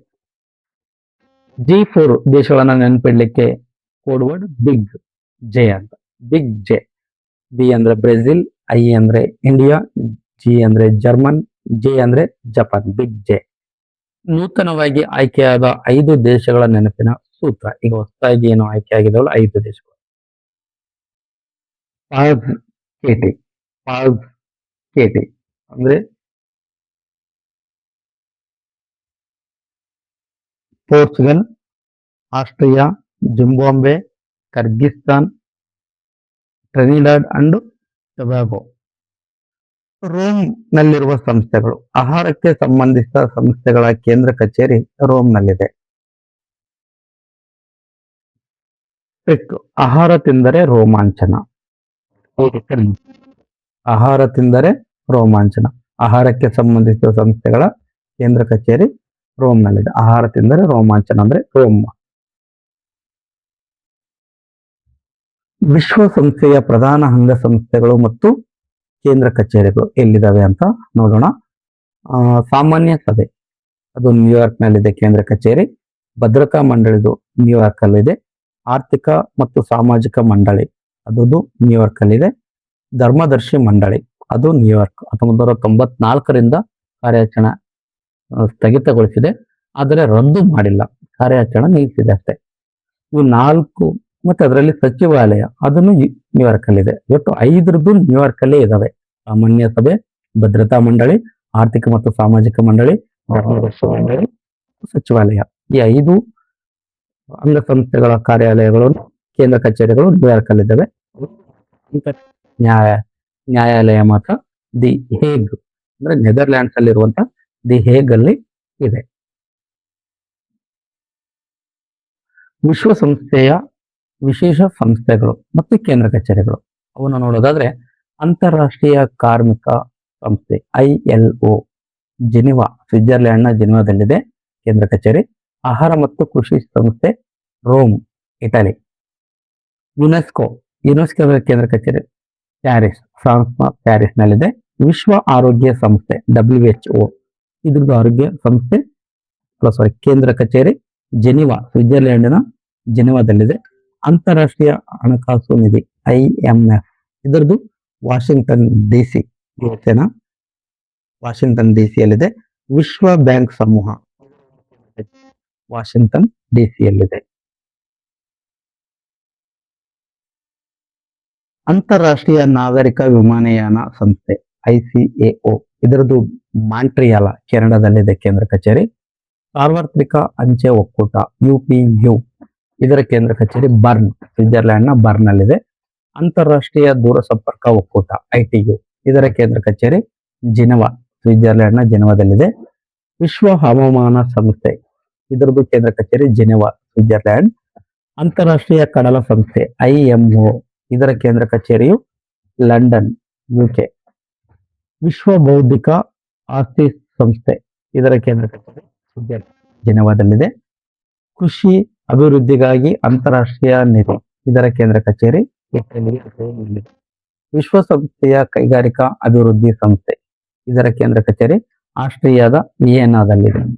ವಿಶ್ವ ಪ್ರವಾಸೋದ್ಯಮ ಸಂಸ್ಥೆ ಇದರ ಕೇಂದ್ರ ಕಚೇರಿ ಸ್ಪೇನ್ ಮ್ಯಾಡ್ರಿಡ್ನಲ್ಲಿ ಇದೆ. ಇಲ್ಲಿವರೆಗೂ ನೋಡಿದಂತ ವಿಷಯಗಳ ಕುರಿತು ಇಲ್ಲಿವರೆಗೂ ಸ್ಪರ್ಧಾತ್ಮಕ ಪರೀಕ್ಷೆಗಳಲ್ಲಿ ಕೇಳಿರುವಂತಹ ಪ್ರಶ್ನೆಗಳನ್ನು ನೋಡೋಣ. ಪ್ರಶ್ನೆ 1, ವಿಶ್ವಸಂಸ್ಥೆಗೆ ಸಂಬಂಧಿಸಿದಂತೆ ಕೆಳಗಿನ ಹೇಳಿಕೆಗಳನ್ನು ಪರಿಗಣಿಸಿ. 3 ಹೇಳಿಕೆಗಳಿವೆ. ಭದ್ರತಾ ಮಂಡಳಿಯು ಒಟ್ಟು 15 ಸದಸ್ಯ ರಾಷ್ಟ್ರಗಳನ್ನ ಹೊಂದಿದೆ. 2ನೇ ಹೇಳಿಕೆ, ವಿಶ್ವಸಂಸ್ಥೆಯ ಸಾಮಾನ್ಯ ಸಭೆಯು ಪ್ರತಿ ವರ್ಷ ಭದ್ರತಾ ಮಂಡಳಿಯ 5 ತಾತ್ಕಾಲಿಕ ಸದಸ್ಯರನ್ನು ಆಯ್ಕೆ ಮಾಡುತ್ತದೆ. 3ನೇ ಹೇಳಿಕೆ, ಭದ್ರತಾ ಮಂಡಳಿಯ 5 ಕಾಯಂ ಸದಸ್ಯ ರಾಷ್ಟ್ರಗಳು ವಿಟೋ ಅಧಿಕಾರವನ್ನು ಹೊಂದಿವೆ. ಈ ಮೇಲೆ ನೀಡಲಾದ ಹೇಳಿಕೆಗಳಲ್ಲಿ ಯಾವುವು ಸರಿಯಾಗಿವೆ? ಇದರಲ್ಲಿ 3 ಹೇಳಿಕೆಗಳು ಸರಿಯಾಗಿದ್ದಾವೆ. ಆ 3 ಹೇಳಿಕೆಗಳನ್ನು ಮತ್ತೊಮ್ಮೆ ನೋಡಬೇಡ. ಭದ್ರತಾ ಮಂಡಳಿಯು ಒಟ್ಟು 15 ಸದಸ್ಯ ರಾಷ್ಟ್ರಗಳನ್ನು ಹೊಂದಿದೆ. ವಿಶ್ವಸಂಸ್ಥೆಯ ಸಾಮಾನ್ಯ ಸಭೆಯು ಪ್ರತಿ ವರ್ಷ ಭದ್ರತಾ ಮಂಡಳಿಯ 5 ತಾತ್ಕಾಲಿಕ ಸದಸ್ಯರನ್ನ ಆಯ್ಕೆ ಮಾಡುತ್ತೆ. ಭದ್ರತಾ ಮಂಡಳಿಯ 5 ಕಾಯಂ ಸದಸ್ಯ ರಾಷ್ಟ್ರಗಳು ವಿಟೋ ಅಧಿಕಾರವನ್ನು ಹೊಂದಿವೆ. ಈಗ 2ನೇ ಪ್ರಶ್ನೆ, ವಿಶ್ವಸಂಸ್ಥೆಯ ಶಾಶ್ವತ ಸದಸ್ಯ ರಾಷ್ಟ್ರಗಳ ಸಂಖ್ಯೆ ಎಷ್ಟು? ಇದಕ್ಕೆ ಉತ್ತರ 5 ದೇಶಗಳು. ಅವು ಯಾವುವು ಅಂದ್ರೆ China, France, Russia, UK, USA ದೇಶಗಳು. ಪ್ರಶ್ನೆ 3, ಅಂತಾರಾಷ್ಟ್ರೀಯ ನ್ಯಾಯಾಲಯದ ಕೇಂದ್ರ ಕಚೇರಿ ಎಲ್ಲಿದೆ? ಇದು ನೆದರ್ಲ್ಯಾಂಡ್ಸ್ನ ದಿ ಹೇಗ್ ಎನ್ನುವ ಸ್ಥಳದಲ್ಲಿದೆ. 4ನೇ ಪ್ರಶ್ನೆ, ವಿಶ್ವಸಂಸ್ಥೆಯ ಭದ್ರತಾ ಮಂಡಳಿಯಲ್ಲಿ ಕಾಯಂ ಸದಸ್ಯತ್ವಕ್ಕಾಗಿ ಒತ್ತಾಯಿಸುತ್ತಿರುವ G4 ಒಕ್ಕೂಟದಲ್ಲಿರುವ ರಾಷ್ಟ್ರಗಳು ಯಾವುವು ಅಂತ. ಅದಕ್ಕೆ ಉತ್ತರ ಭಾರತ, ಜರ್ಮನಿ, ಜಪಾನ್ ಮತ್ತು ಇದು KPSC ಪರೀಕ್ಷೆಯಲ್ಲಿ ಕೇಳಿದ್ರು. ಪ್ರಶ್ನೆ 5, ಆಹಾರ ಮತ್ತು ಕೃಷಿ ಸಂಸ್ಥೆಯ ಅಂದ್ರೆ FAO ಇದರ ಪ್ರಧಾನ ಕಚೇರಿ ಎಲ್ಲಿದೆ? ಇದು ರೋಮ್, ಇಟಲಿಯ ರೋಮ್ನಲ್ಲಿದೆ. ಈ ಒಂದು ಇಷ್ಟುವರೆಗೂ ನೋಡಿದಂತ ವಿಷಯವನ್ನು ಕುರಿತು ಒಂದು KS ಅಥವಾ IASಗೆ ಕೇಳಬಹುದಂತ ಒಂದು ವಿವರಣಾತ್ಮಕ ಪ್ರಶ್ನೆಯನ್ನ ನೋಡೋಣ. ಉತ್ತರ ಇಲ್ಲ, ಇಲ್ಲಿ ಕೇವಲ ಪ್ರಶ್ನೆ ಇದೆ. ಪ್ರಶ್ನೆ 1, 21ನೇ ಶತಮಾನದ ಜಾಗತಿಕ ವಾಸ್ತವಗಳಿಗೆ ಅನುಗುಣವಾಗಿ ವಿಶ್ವಸಂಸ್ಥೆಯ ಭದ್ರತಾ ಮಂಡಳಿಯಲ್ಲಿ ತುರ್ತು ಸುಧಾರಣೆಗಳು ಅಗತ್ಯವಾಗಿವೆ. ಈ ಹೇಳಿಕೆಯನ್ನು ಭಾರತಕ್ಕೆ ಕಾಯಂ ಸದಸ್ಯತ್ವ ನೀಡುವುದರ ಪರವಾಗಿರುವ ವಾದಗಳನ್ನು ಚರ್ಚಿಸಿ. ಈಗ ಇನ್ನೊಂದು ವಿವರಣಾತ್ಮಕ ಪ್ರಶ್ನೆ ಇದೆ. ವಿಶ್ವಸಂಸ್ಥೆಯ ಭದ್ರತಾ ಮಂಡಳಿಯ ವಿಟೋ ಅಧಿಕಾರವು ಜಾಗತಿಕ ಶಾಂತಿ ಮತ್ತು ಭದ್ರತೆಯನ್ನು ಕಾಪಾಡುವಲ್ಲಿ ಎದುರಿಸುತ್ತಿರುವ ಸವಾಲುಗಳನ್ನು ವಿಮರ್ಶಾತ್ಮಕವಾಗಿ ಮೌಲ್ಯಮಾಪನ ಮಾಡಿ. ಕಾಫಿ ಕ್ಲಬ್ ಪಾತ್ರವೇನು? ಪ್ರಶ್ನೆ. ಈಗ ಮುಂದೆ ಬರಬಹುದಂತ ಪರೀಕ್ಷೆಗಳಲ್ಲಿ ಬರಬಹುದಂತ ಪ್ರಶ್ನೆಗಳನ್ನ ನೋಡೋಣ. ಮಾದರಿ ಪ್ರಶ್ನೆಗಳು. ಒಂದು, 2027-28 UNSCಗೆ ಪ್ರಥಮ ಬಾರಿಗೆ ತಾತ್ಕಾಲಿಕ ಸದಸ್ಯ ರಾಷ್ಟ್ರವಾಗಿ ಆಯ್ಕೆಯಾದ ದೇಶ ಯಾವುದು? ಪ್ರಥಮವಾಗಿ ಆಯ್ಕೆಯಾದ ದೇಶ ಯಾವುದು? ಕಿರ್ಜಿಕಿಸ್ತಾನ್. ಅದಕ್ಕೆ ಉತ್ತರ ಕಿರ್ಜಿಕಿಸ್ತಾನ್. ಎರಡನೇ ಪ್ರಶ್ನೆ, 2027 ಜನವರಿ 1ರಿಂದ ಜಾರಿಗೆ ಬರುವಂತೆ ಯುನೆಸ್ಕೋಗೆ ಆಯ್ಕೆಯಾದ ಒಟ್ಟು ನೂತನ ದೇಶಗಳ ಸಂಖ್ಯೆ ಎಷ್ಟು ಮತ್ತು ಅವು ಯಾವುವು ಅಂತ ನೋಡೋಣ. ಇದಕ್ಕೆ ಉತ್ತರ 5 ದೇಶಗಳು: ಆಸ್ಟ್ರಿಯಾ, ಪೋರ್ಚುಗಲ್, ಟ್ರಿನಿಡಾಡ್ ಮತ್ತು ಟೊಬ್ಯಾಗೊ, ಜಿಂಬಾಬ್ವೆ, ಕಿರ್ಜಿಕಿಸ್ತಾನ್. ಈ ಕಿರ್ಜಿಕಿಸ್ತಾನ ಅನ್ನೋದು ಪ್ರಥಮ ಬಾರಿಗೆ ಆಯ್ಕೆಯಾಗಿದೆ ಅಂತ ಈಗ ನೋಡಿದ್ವಿ. ಪ್ರಶ್ನೆ 3, ವಿಶ್ವಸಂಸ್ಥೆಯ ಭದ್ರತಾ ಮಂಡಳಿಯ ತಾತ್ಕಾಲಿಕ ಸದಸ್ಯರ ಅಧಿಕಾರಾವಧಿ ಎಷ್ಟು ವರ್ಷಗಳು? ಇದರ ಅಧಿಕಾರಾವಧಿ 2 ವರ್ಷಗಳಾಗಿರುತ್ತೆ. ಪ್ರಶ್ನೆ 4, SCಯಲ್ಲಿ ಯಾವುದೇ ಪ್ರಮುಖ ನಿರ್ಣಯ ಅಂಗೀಕಾರವಾಗಲು ಕನಿಷ್ಠ ಎಷ್ಟು ಸದಸ್ಯ ರಾಷ್ಟ್ರಗಳ ಬೆಂಬಲ ಅಗತ್ಯವಾಗಿದೆ? ಇದಕ್ಕೆ ಸರಿಯಾದ ಉತ್ತರ ಕನಿಷ್ಠ 9 ಸದಸ್ಯ ರಾಷ್ಟ್ರಗಳ ಬಹುಮತ ಅಗತ್ಯವಾಗಿದೆ. ಅದರಲ್ಲಿ ಈ 5 ರಾಷ್ಟ್ರಗಳೇನಿರಬಲ್ವ ಆ ರಾಷ್ಟ್ರಗಳ ವೀಟೋ ಇಲ್ಲದೇನೆ 9 ರಾಷ್ಟ್ರಗಳು ಬೇಕು. 5ನೇ ಪ್ರಶ್ನೆ, UNSC ವಿಸ್ತರಣೆಯನ್ನು ವಿರೋಧಿಸುವ ಕಾಫಿ ಕ್ಲಬ್ ಒಕ್ಕೂಟದ ಪ್ರಮುಖ ನಾಯಕತ್ವ ವಹಿಸಿರುವ ಭಾರತದ ನೆರೆಹೊರೆಯ ದೇಶ ಯಾವುದು? ಅದಕ್ಕೆ ಉತ್ತರ ಪಾಕಿಸ್ತಾನ್. ಪ್ರಶ್ನೆ 6, ವಿಶ್ವಸಂಸ್ಥೆಯ ಪ್ರಮುಖ 6 ಅಂಗಸಂಸ್ಥೆಗಳಲ್ಲಿ ಪ್ರಸ್ತುತ ಕಾರ್ಯಾಚರಣೆಯನ್ನು ಸ್ಥಗಿತಗೊಳಿಸಿರುವ ಅಂಗ ಯಾವುದು? ಉತ್ತರ ಧರ್ಮದರ್ಶಿ ಮಂಡಳಿ 1994ರಲ್ಲಿ ಸ್ಥಗಿತವಾಗಿದೆ. 7ನೇ ಪ್ರಶ್ನೆ, ವಿಶ್ವಸಂಸ್ಥೆಯ ಶೈಕ್ಷಣಿಕ, ವೈಜ್ಞಾನಿಕ ಮತ್ತು ಸಾಂಸ್ಕೃತಿಕ ಸಂಸ್ಥೆಯ ಕೇಂದ್ರ ಕಚೇರಿ ಎಲ್ಲಿದೆ? ಯುನೆಸ್ಕೋದ ಕೇಂದ್ರ ಕಚೇರಿ ಎಲ್ಲಿದೆ? ಇದಕ್ಕೆ ಉತ್ತರ ಫ್ರಾನ್ಸ್ನ ಪ್ಯಾರಿಸ್ನಲ್ಲಿ ಇದೆ. ಪ್ರಶ್ನೆ 8, ವಿಶ್ವಸಂಸ್ಥೆಯ ಭದ್ರತಾ ಮಂಡಳಿಯ ಸದಸ್ಯತ್ವದಲ್ಲಿ ಆಫ್ರಿಕಾ ಮತ್ತು ಏಷ್ಯಾ ಖಂಡಗಳಿಗೆ ಮೀಸಲಾದ ತಾತ್ಕಾಲಿಕ ಸ್ಥಾನಗಳ ಸಂಖ್ಯೆ ಎಷ್ಟು? ಇದಕ್ಕೆ ಉತ್ತರ 5 ಸ್ಥಾನಗಳು. ಪ್ರಶ್ನೆ 9, ವಿಶ್ವ ಆರೋಗ್ಯ ಸಂಸ್ಥೆ ಪ್ರಧಾನ ಕಚೇರಿ ಎಲ್ಲಿದೆ? ಇದಕ್ಕೆ ಉತ್ತರ ಸ್ವಿಟ್ಜರ್ಲೆಂಡ್ನ ಜಿನೇವಾ. ಮತ್ತು ಕೊನೆಯ ಪ್ರಶ್ನೆ, ವಿಶ್ವಸಂಸ್ಥೆಯ ಪ್ರಮುಖ ಅಂಗಗಳಲ್ಲಿ ಸ್ವಿಟ್ಜರ್ಲೆಂಡ್ನ ದಿ ಹೇಗ್ ನಲ್ಲಿ ಕೇಂದ್ರ ಕಚೇರಿಯನ್ನು ಹೊಂದಿರುವ ಏಕೈಕ ಸಂಸ್ಥೆ ಯಾವುದು? ಅದಕ್ಕೆ ಉತ್ತರ ಅಂತಾರಾಷ್ಟ್ರೀಯ ನ್ಯಾಯಾಲಯ. ಗಮನಿಸಿ, ದಿ ಹೇಗ್ ಇರುವುದು ನೆದರ್ಲ್ಯಾಂಡ್ಸ್ನಲ್ಲಿ.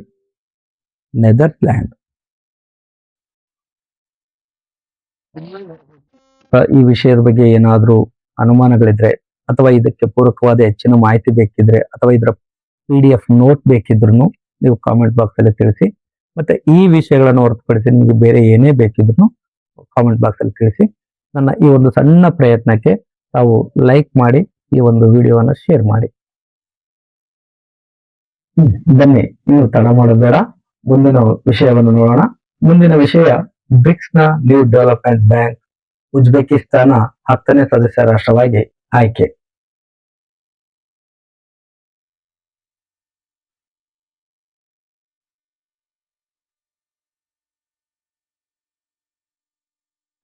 ನ್ಯೂ ಡೆವಲಪ್ಮೆಂಟ್ ಬ್ಯಾಂಕ್ NDB ಇದರ ಸಂಪೂರ್ಣ ಮಾಹಿತಿ, ಸ್ಥಾಪನೆ ಮತ್ತು ಹಿನ್ನೆಲೆ.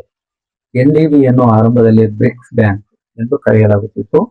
2014ರಲ್ಲಿ ಬ್ರೆಜಿಲ್ನ ಫೋರ್ಟಲೈಜಾದಲ್ಲಿ ನಡೆದ 6ನೇ ಬ್ರಿಕ್ಸ್ ಶೃಂಗಸಭೆಯಲ್ಲಿ ಫೋರ್ಟಲೈಜಾ ಘೋಷಣೆ ಮೂಲಕ ಇದನ್ನು ಸ್ಥಾಪಿಸಲಾಯಿತು.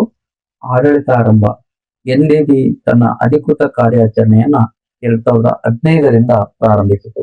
ಇದರ ಕೇಂದ್ರ ಕಚೇರಿ ಚೀನಾ ದೇಶದ ಶಾಂಘೈ ನಗರದಲ್ಲಿದೆ. ಅಧಿಕೃತ ಬಂಡವಾಳ, ಈ ಬ್ಯಾಂಕ್ $100 ಬಿಲಿಯನ್ ಅಧಿಕೃತ ಬಂಡವಾಳವನ್ನು ಹೊಂದಿದೆ. ಆರಂಭಿಕ ಚಂದಾದಾರಿಕೆ ಹೂಡಿಕೆ $50 ಬಿಲಿಯನ್ ಆಗಿದ್ದು, ಸಂಸ್ಥಾಪಕ 5 ಬ್ರಿಕ್ಸ್ ರಾಷ್ಟ್ರಗಳು ಸಮಾನವಾಗಿ ಹೂಡಿಕೆ ಮಾಡಿದೆ. ಇದರ ಮುಖ್ಯ ಉದ್ದೇಶ ಬ್ರಿಕ್ಸ್ ರಾಷ್ಟ್ರಗಳು ಇತರ ಉದಯೋನ್ಮುಖ ಮಾರುಕಟ್ಟೆಗಳು ಹಾಗೂ ಅಭಿವೃದ್ಧಿಶೀಲ ರಾಷ್ಟ್ರಗಳಲ್ಲಿ ಮೂಲಸೌಕರ್ಯ ಮತ್ತು ಸುಸ್ಥಿರ ಅಭಿವೃದ್ಧಿ ಯೋಜನೆಗಳಿಗೆ ಆರ್ಥಿಕ ಸಂಪನ್ಮೂಲವನ್ನು ಒದಗಿಸುವುದು. ಮತದಾನ ವ್ಯವಸ್ಥೆ. ಪ್ರತಿಯೊಂದು ಸದಸ್ಯ ರಾಷ್ಟ್ರಕ್ಕೂ ಒಂದು ಮತ ಚಲಾಯಿಸುವ ಹಕ್ಕು ಇರುತ್ತದೆ. ಸ್ಥಾಪಕ 5 ಬ್ರಿಕ್ಸ್ ರಾಷ್ಟ್ರಗಳ ಒಟ್ಟು ಮತದಾನದ ಮೌಲ್ಯ 55% ಕಡಿಮೆಯಾಗುವಂತಿಲ್ಲ. ಯಾವುದೇ ದೇಶಕ್ಕೂ ವೀಟೋ ಅಧಿಕಾರ ಇರುವುದಿಲ್ಲ. ಸದಸ್ಯತ್ವದ ನಿಯಮ. ವಿಶ್ವಸಂಸ್ಥೆಯಲ್ಲಿ ಸದಸ್ಯತ್ವ ಪಡೆದಿರುವ ಅಥವಾ ಸಾಲ ಪಡೆಯದಿರುವ ಎಲ್ಲಾ ವಿಶ್ವಸಂಸ್ಥೆಯ ಸದಸ್ಯ ರಾಷ್ಟ್ರಗಳು ಈ ಬ್ಯಾಂಕ್ನ ಸದಸ್ಯತ್ವ ಪಡೆಯಬಹುದು. ಮತ್ತೊಮ್ಮೆ, ವಿಶ್ವಸಂಸ್ಥೆಯಲ್ಲಿ ಸದಸ್ಯತ್ವ ಪಡೆದಿರುವ ಅಥವಾ ಸಾಲ ಪಡೆಯದಿರುವ ಎಲ್ಲ ವಿಶ್ವಸಂಸ್ಥೆಯ ಸದಸ್ಯ ರಾಷ್ಟ್ರಗಳು ಈ ಬ್ಯಾಂಕ್ನ ಸದಸ್ಯತ್ವ ಪಡೆಯಬಹುದು. ಸಾಲ ಸೌಲಭ್ಯ. ಎನ್ಡಿಬಿಯು ತನ್ನ ಸದಸ್ಯ ರಾಷ್ಟ್ರಗಳ ಸ್ಥಳೀಯ ಕರೆನ್ಸಿಗಳಲ್ಲಿ ಮತ್ತು ಪ್ರಮುಖ ಅಂತಾರಾಷ್ಟ್ರೀಯ ಕರೆನ್ಸಿಗಳಲ್ಲಿ ಸಾಲವನ್ನು ಒದಗಿಸುತ್ತದೆ. ಎನ್ಡಿಬಿಯ ಪ್ರಸ್ತುತ 10 ಸದಸ್ಯ ರಾಷ್ಟ್ರಗಳ ಪಟ್ಟಿ. 5 ಸಂಸ್ಥಾಪಕ ರಾಷ್ಟ್ರಗಳು 2014 ಪ್ರಕಾರ: ಬ್ರೆಜಿಲ್, ರಷ್ಯಾ, ಭಾರತ, ಚೀನಾ ಮತ್ತು ದಕ್ಷಿಣ ಆಫ್ರಿಕಾ. ನೂತನ ಸದಸ್ಯ ರಾಷ್ಟ್ರಗಳು: ಬಾಂಗ್ಲಾದೇಶ್ 2021ರಲ್ಲಿ ಸೇರ್ಪಡೆಯಾಯಿತು.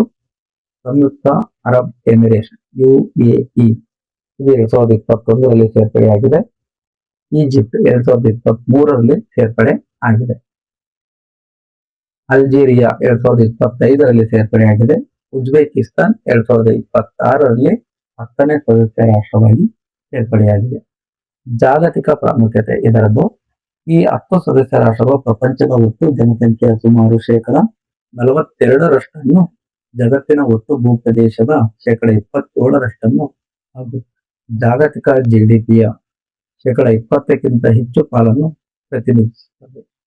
ಇದನ್ನು ನೆನಪಿಡಲಿಕ್ಕೆ ಒಂದು ಸುಳಿವು ನೋಡೋದಾದ್ರೆ, ಎನ್ಡಿಬಿಯ ಸ್ಥಾಪಕ ರಾಷ್ಟ್ರಗಳು BRICS: Brazil, Russia, India, China, South Africa.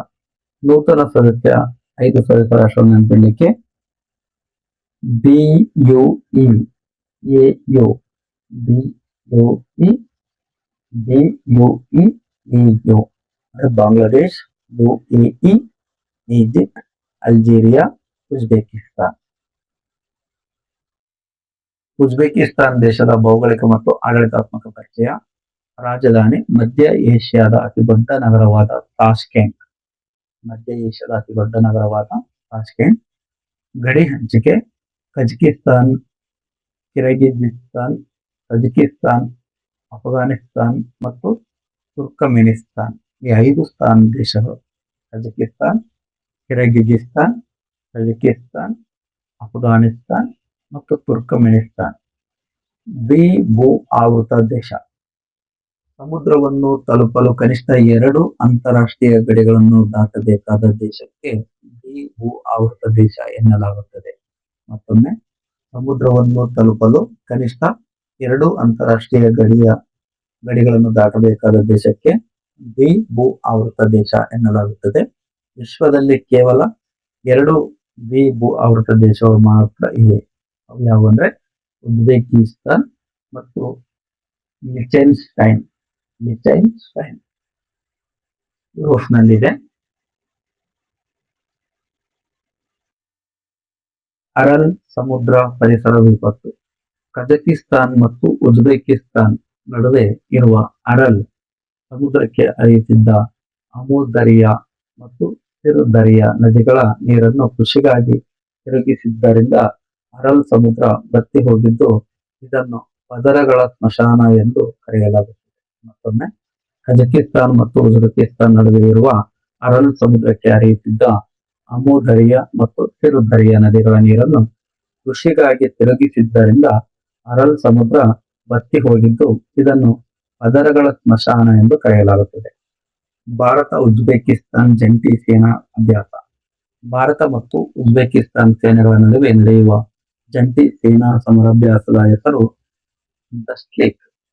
ದಸ್ಲಿಕ್. ಚಾರಿತ್ರಿಕ ಮಹತ್ವ. ಭಾರತದ ಮಾಜಿ ಪ್ರಧಾನಿ ಲಾಲ್ ಬಹದ್ದೂರ್ ಶಾಸ್ತ್ರಿ ಅವರು 1966 ಜನವರಿ 11ರಂದು ತಾಷ್ಕೆಂಟ್ ಒಪ್ಪಂದಕ್ಕೆ ಸಹಿ ಹಾಕಿದ ನಂತರ ತಾಷ್ಕೆಂಟ್ನಲ್ಲಿ ನಿಧನರಾದರು. ಪ್ರಮುಖ ಪ್ರಾದೇಶಿಕ ಹಣಕಾಸು ಸಂಸ್ಥೆಗಳ ಪೌರಾಣಿಕ ನೋಟ. ಇದ್ರ ವೈಶಿಷ್ಟ್ಯ: ಏಷ್ಯನ್ ಅಭಿವೃದ್ಧಿ bank, new development bank, ADB, NDB, Asian ಮೂಲಸೌಕರ್ಯ ಹೂಡಿಕೆ ಬ್ಯಾಂಕ್ ಎಐಐಬಿ. ಇವುಗಳ ಬಗ್ಗೆ ಸಾಮ್ಯತೆಯನ್ನು ನೋಡೋಣ. ಈ ಬ್ಯಾಂಕ್ ನ ಸ್ಥಾಪನೆ ಮತ್ತು ಕೇಂದ್ರ ಕಚೇರಿ. ಎಡಿಬಿ ಸ್ಥಾಪನೆ 1866ರಲ್ಲಿ ಮನಿಲಾ, ಫಿಲಿಪೈನ್ಸ್ ನ ಮನಿಲಾದಲ್ಲಿ ಸ್ಥಾಪನೆ ಆಗುತ್ತೆ. ಅದೇ ಎನ್ಡಿಬಿ 2014ರಲ್ಲಿ ಚೀನಾದ ಶಾಂಘೈನಲ್ಲಿ ಸ್ಥಾಪನೆ ಆಗುತ್ತೆ. ಬ್ರಿಕ್ಸ್ ಅಲ್ಲಿ ಎಐಐಬಿ 2016ರಲ್ಲಿ ಚೀನಾದ ಬೀಜಿಂಗ್ ನಲ್ಲಿ ಸ್ಥಾಪನೆ ಆಗುತ್ತೆ. ಅತಿ ಹೆಚ್ಚು ಪಾಲನ್ನು ಹೊಂದಿರುವ ದೇಶಗಳು: ಎಡಿಬಿ, ಅಮೆರಿಕ ಮತ್ತು ಜಪಾನ್ ತಲಾ 15.6% ಪಾಲನ್ನು ಹೊಂದಿದ್ದಾವೆ. ಅದೇ ಎನ್ಡಿಬಿ, ಬ್ರಿಕ್ಸ್ ರಾಷ್ಟ್ರಗಳು ಸಮಾನ ಪಾಲು ಹೊಂದಿದ್ದಾವೆ. ಎಐಐಬಿಯಲ್ಲಿ ಚೀನಾ ಸುಮಾರು 26.6% ಪಾಲಿದೆ. ಭಾರತ ಸುಮಾರು 7.6% ಇದೆ. ಮತದಾನದ ವ್ಯವಸ್ಥೆ: ಎಡಿಬಿಯಲ್ಲಿ ಬಂಡವಾಳ ಆಧಾರಿತ ವ್ಯವಸ್ಥೆ, ಅಂದ್ರೆ ಅಮೆರಿಕ ಮತ್ತು ಜಪಾನ್ ಪ್ರಾಬಲ್ಯವನ್ನು ಹೊಂದಿದ್ದಾವೆ. ಎನ್ಡಿಬಿಯಲ್ಲಿ ಸಮಾನ ಮತದಾನದ ಹಕ್ಕು, ವೀಟೋ ಅಧಿಕಾರ ಇಲ್ಲ. ಅದೇ ಎಐಐಬಿ ಯಲ್ಲಿ ಜಿಡಿಪಿ ಆಧಾರಿತ ವ್ಯವಸ್ಥೆ, ಚೀನಾ ದೇಶವು ವಾಸ್ತವಿಕವಾಗಿ ವೀಟೋ ಅಧಿಕಾರ.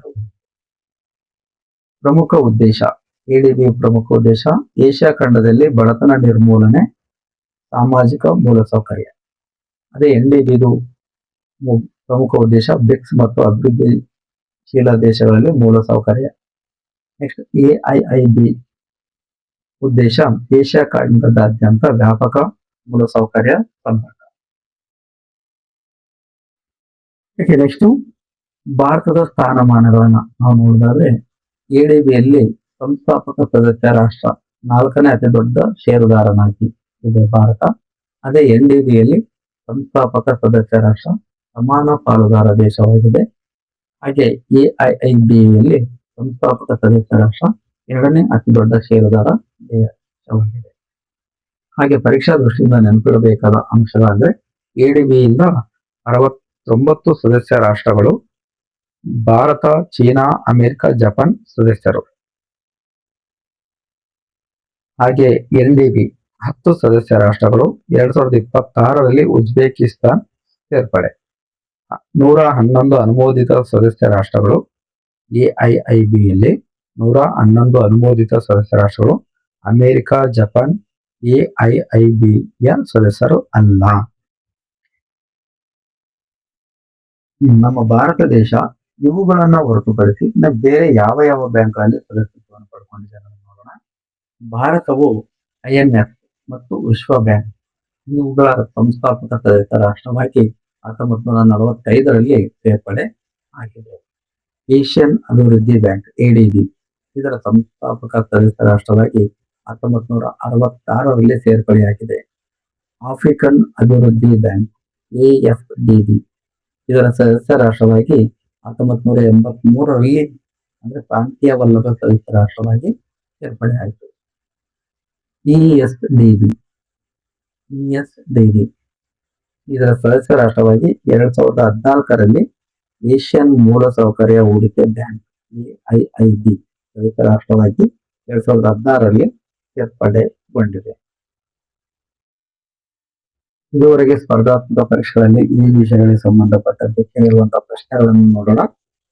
ಪ್ರಶ್ನೆ 1, ಈ ಕೆಳಗಿನ ಹೇಳಿಕೆಗಳನ್ನು ಗಮನಿಸಿ. ನೂತನ ಅಭಿವೃದ್ಧಿ ಬ್ಯಾಂಕ್ NDB ಅನ್ನು ಎಫೆಕ್ ಸಂಸ್ಥೆಯು ಸ್ಥಾಪಿಸಿದೆ. ಎರಡನೇ ಹೇಳಿಕೆ, ನೂತನ ಅಭಿವೃದ್ಧಿ ಬ್ಯಾಂಕ್ನ ಕೇಂದ್ರ ಕಚೇರಿಗಳು ಶಾಂಘೈ ನಗರದಲ್ಲಿದೆ. ಈ ಮೇಲೆ ನೀಡಿರುವ ಹೇಳಿಕೆಗಳಲ್ಲಿ ಯಾವುವು ಸರಿಯಾಗಿದೆ? ಡಿ ಮಾತ್ರ ಸರಿಯಾಗಿದೆ. ಯಾವುದು? ನೂತನ ಅಭಿವೃದ್ಧಿ ಬ್ಯಾಂಕ್ನ ಕೇಂದ್ರ ಕಚೇರಿಗಳು ಶಾಂಘೈ ನಗರದಲ್ಲಿದೆ ಅನ್ನೋದನ್ನ ಮಾತ್ರ ಸರಿಯಾಗಿದೆ. ಆದರೆ NDBಯನ್ನು ಬ್ರಿಕ್ಸ್ ಒಕ್ಕೂಟ ಸ್ಥಾಪನೆ ಮಾಡಿದೆ. ಇಲ್ಲಿ ಎಫೆಕ್ ಸಂಸ್ಥೆ ಸ್ಥಾಪನೆ ಮಾಡಿದೆ ಅಂತ ಹೇಳಿದರೆ, ಹಾಗಾಗಿ ತಪ್ಪು. ನೆಕ್ಸ್ಟ್ ಎರಡನೇ ಪ್ರಶ್ನೆ, ನ್ಯೂ ಡೆವಲಪ್ಮೆಂಟ್ ಬ್ಯಾಂಕ್ NDB ಅನ್ನು ಯಾವ ಅಂತಾರಾಷ್ಟ್ರೀಯ ಒಕ್ಕೂಟವು ಸ್ಥಾಪಿಸಿದೆ? ಆಗಲೇ ಹೇಳಿದ್ವಲ್ಲ ಇನ್ನೊಂದು ಪ್ರಶ್ನೆಗೆ, ಬ್ರಿಕ್ಸ್ ಒಕ್ಕೂಟ ಸ್ಥಾಪನೆ ಮಾಡಿದೆ. ಇದನ್ನ FEA ಮತ್ತು PSI ಎರಡರಲ್ಲೂ ಕೇಳಿದ್ದಾರೆ. ಭಾರತ ಮತ್ತು ಉಜ್ಬೇಕಿಸ್ತಾನ್ ದೇಶಗಳ ನಡುವೆ ನಡೆಯುವ ಜಂಟಿ ಸೈನ್ಯ ಜಾತದ ಹೆಸರೇನು? ಡಸ್ಲಿಕ್. ಡಸ್ಲಿಕ್ ಅನ್ನೋದು PSI ಎಕ್ಸಾಮ್ ಅಲ್ಲಿ ಕೇಳಿದರೆ. 4ನೇ ಪ್ರಶ್ನೆ, ವಿಶ್ವದ 2 ದ್ವಿಭೂ ಆವೃತ ದೇಶಗಳಲ್ಲಿ ಒಂದಾದ ಉಜ್ಬೇಕಿಸ್ತಾನ್ನ ರಾಜಧಾನಿ ಯಾವುದು? ಇದರ ರಾಜಧಾನಿ ತಾಷ್ಕೆಂಟ್. 5ನೇ ಪ್ರಶ್ನೆ, ಭಾರತದ ಮಾಜಿ ಪ್ರಧಾನಿ ಲಾಲ್ ಬಹದ್ದೂರ್ ಶಾಸ್ತ್ರಿ ಅವರು 1966ರಲ್ಲಿ ತಾಷ್ಕೆಂಟ್ ಒಪ್ಪಂದಕ್ಕೆ ಸಹಿ ಹಾಕಿದ ನಗರವು ಯಾವ ದೇಶದಲ್ಲಿದೆ? ಅದಕ್ಕೆ ಉತ್ತರ ಉಜ್ಬೇಕಿಸ್ತಾನ್. ನಲ್ಲಿ ಕೇಳಿದಂತ ಪ್ರಶ್ನೆ ಇದು. ಹಾಗೆ ಈ ವಿಷಯಗಳಿಗೆ ಸಂಬಂಧಿಸಿದಂತೆ KS ಮತ್ತು IAS ಗಳಲ್ಲಿ ಹೇಳಬಹುದಾದ ಮಾದರಿ ಪ್ರಶ್ನೆಗಳು ಇಲ್ಲಿದ್ದಾವೆ. ಅವನ್ನ ನೀವೇ ಓದ್ಕೊಂಡ್ರೆ ಇಲ್ಲಿಗೆ ವಿಡಿಯೋ ತುಂಬಾ ಲೆಂಥಿ ಆಗಿದೆ. ಇಲ್ಲಿವರೆಗೂ ನೋಡಿದಂತ ವಿಷಯದ ಆಧಾರದ ಮೇಲೆ ಮುಂದೆ ಬರಬಹುದಾದ ಸಂಭವನೀಯ ಪ್ರಶ್ನೆಗಳನ್ನ ನೋಡೋಣ. ಪ್ರಶ್ನೆ 1, NDB ನ್ಯೂ ಡೆವಲಪ್ಮೆಂಟ್ ಬ್ಯಾಂಕ್ 2026ರಲ್ಲಿ 10ನೇ ಸದಸ್ಯ ರಾಷ್ಟ್ರವಾಗಿ ಸೇರ್ಪಡೆಯಾದ ದೇಶ ಯಾವುದು? ಇದು ಉಜ್ಬೇಕಿಸ್ತಾನ್. 2ನೇ ಪ್ರಶ್ನೆ, NDB ಯನ್ನು ಸ್ಥಾಪಿಸಲು ಕಾರಣವಾದ ಪ್ರಸಿದ್ಧ ಪೋರ್ಟ್ಲೇಜಾ ಘೋಷಣೆ ಯಾವ ವರ್ಷದಲ್ಲಿ ನಡೆಯಿತು? ಪೋರ್ಟ್ಲೇಜಾ ಘೋಷಣೆ 2014ರಲ್ಲಿ 6ನೇ ಶೃಂಗಸಭೆ ಸಂದರ್ಭದಲ್ಲಿ ಬ್ರೆಜಿಲ್ ದೇಶದಲ್ಲಿ. 3ನೇ ಪ್ರಶ್ನೆ, NDBಯಲ್ಲಿ ಪ್ರತಿಯೊಂದು ಸದಸ್ಯ ರಾಷ್ಟ್ರಕ್ಕೂ ಇರುವ ಮತದಾನದ ಹಕ್ಕಿನ ವಿಶಿಷ್ಟವೇನು? ಇದಕ್ಕೆ ಉತ್ತರ ಪ್ರತಿಯೊಂದು ಸದಸ್ಯ ದೇಶಕ್ಕೂ ಒಂದು ಮತದ ಸಮಾನ ಹಕ್ಕಿರುತ್ತದೆ ಮತ್ತು ಯಾವುದೇ ದೇಶಕ್ಕೂ ವೀಟೋ ಅಧಿಕಾರ ಇರುವುದಿಲ್ಲ. ಇದು ಸ್ಪೆಷಾಲಿಟಿ. 5ನೇ ಪ್ರಶ್ನೆ, ಯುರೋಪ್ ಖಂಡದ ಲಿಚೆನ್ಸ್ಟೈನ್ ಹೊರತಾಗಿ ವಿಶ್ವದ ಮತ್ತೊಂದು ದ್ವಿಭೂ ಆವೃತ ದೇಶ ಯಾವುದು? ಅದು ಉಜ್ಬೇಕಿಸ್ತಾನ್. 6ನೇ ಪ್ರಶ್ನೆ, ಏಷ್ಯನ್ ಮೂಲ ಸೌಕರ್ಯ ಹೂಡಿಕೆ ಬ್ಯಾಂಕ್ EIIB ಇದರ ಕೇಂದ್ರ ಕಚೇರಿ ಎಲ್ಲಿದೆ? ಚೀನಾದ ಬೀಜಿಂಗ್ನಲ್ಲಿದೆ. ಏಷ್ಯನ್ ಅಭಿವೃದ್ಧಿ ಬ್ಯಾಂಕ್ ADB ಇದರಲ್ಲಿ ಅತಿ ಹೆಚ್ಚು ಷೇರು ಅಥವಾ ಮತದಾನದ ಹಕ್ಕು ಹೊಂದಿರುವ 2 ದೇಶಗಳು ಯಾವುವು? ಉತ್ತರ ಅಮೆರಿಕ ಮತ್ತು ಜಪಾನ್, ತಲಾ 15.6%. ಬ್ರಿಕ್ಸ್ NDBಯ ಆರಂಭಿಕ ಅನುಮೋದಿತ ಅಧಿಕೃತ ಬಂಡವಾಳ ಎಷ್ಟು? 100 ಬಿಲಿಯನ್ ಅಮೆರಿಕನ್ ಡಾಲರ್. 9ನೇ ಪ್ರಶ್ನೆ, ತಜಿಕಿಸ್ತಾನ್ ಮತ್ತು ಉಜ್ಬೇಕಿಸ್ತಾನ್ ನಡುವೆ ಇರುವ ನದಿಗಳ ನೀರು ತಿರುಗಿಸಿದ್ದರಿಂದ ಒಣಗಿ ಹೋಗುತ್ತಿರುವ ಪ್ರಸಿದ್ಧ ಜಲಾಶಯ ಯಾವುದು? ಅರಲ್ ಸಮುದ್ರ. 10ನೇ ಪ್ರಶ್ನೆ, ಕೊನೆಯ ಪ್ರಶ್ನೆ, ಭಾರತವು ಏಷ್ಯನ್ ಮೂಲಸೌಕರ್ಯ ಹೂಡಿಕೆ ಬ್ಯಾಂಕ್ EIIB ಗೆ ಅಧಿಕೃತವಾಗಿ ಯಾವ ವರ್ಷದಲ್ಲಿ ಸೇರ್ಪಡೆಯಾಯಿತು? 2016ರಲ್ಲಿ. ಜ್ಞಾನಲೋಕ GK ಚಾನೆಲ್ ನಲ್ಲಿ ಬಂದಂತ ಈ ವಿಡಿಯೋವನ್ನ ಪ್ರಾರಂಭದಿಂದ ಇಲ್ಲಿವರೆಗೂ ನೋಡಿದರೆ ತಮ್ಮ ತಾಳ್ಮೆ, ತಮ್ಮ ಶ್ರಮಕ್ಕೆ ಒಳ್ಳೇದಾಗ್ಲಿ, ತಾವು ಅಂದುಕೊಂಡದನ್ನ ಸಾಧಿಸಿ ಅಂತ ಹೇಳ್ತೇನೆ. ಹಾಗೆ ನಿಮ್ಗೆ ಇನ್ನೂ ಯಾವ ವಿಷಯಗಳ ಬಗ್ಗೆ ವಿಡಿಯೋ ಬೇಕೋ ಅದನ್ನ ತಾವು ಕಮೆಂಟ್ ಮೂಲಕ ತಿಳಿಸಿದ್ರೆ, ಯಾರು ಹೆಚ್ಚಿನ ವಿಷಯವನ್ನ ಹೇಳ್ತಾರೋ ಅದನ್ನ ನಾನು ಮೊದಲ ಆದ್ಯತೆಯಾಗಿ ಮಾಡ್ಲಿಕ್ಕೆ ಪ್ರಯತ್ನ ಮಾಡ್ತೇನೆ. ಹಾಗೆ ಮತ್ತೆ ಏನಾದ್ರು ನಿಮ್ಮ ಸುಧಾರಣೆಗಳಿದ್ರೆ ಅದನ್ನು ತಿಳಿಸಿ, ಅದನ್ನು ನಾನು ತಿದ್ದುಕೊಳ್ಳುವಂತ ಒಂದು ಪ್ರಯತ್ನವನ್ನ ಮಾಡ್ತೇನೆ.